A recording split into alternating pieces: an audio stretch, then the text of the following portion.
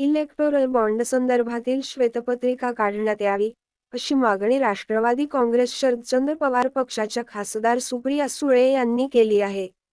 State bank of इंडियाने electoral बॉन्ड्सचा तपशील 12 मार्चला निवडणूक आयोगाकडे सुपूर्द केला.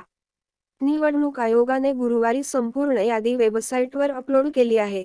राजकीय पक्षांना फंड्स देणाऱ्याची संपूर्ण माहिती आयोगाने आता सार्वजनिक केली आहे. त्यामुळे सुप्रिया सुळे यांनी ही मागणी केली आहे. ईडीच्या केसेस असलेल्या कंपन्यांची नावे. प्रसार माध्यमांशी आज सुप्रिया सुळे यांनी संवाद साधला. यावेळी त्या म्हणाल्या की, इलेक्टोरल बॉन्ड संदर्भात आम्ही सर्वांनी संसदेत गंभीर प्रश्न उपस्थित केले होते. त्याच इलेक्टोरल बॉन्डबाबतची गंभीर परिस्थिती समोर आली आहे. या संदर्भातील जी काही माहिती समोर आली आहे, ती माहिती धक्कादायक आहे. काही महत्त्वाचे ठराविक इन्फ्रास्ट्रक्चर कंपन्या आहेत, त्यांची नावे या इलेक्टोरल बॉन्डच्या यादीत आहेत. गेमिंग आणि गॅम्बलिंग करत असलेल्या कंपन्यांची नावे सुद्धा या यादीमध्ये आहेत.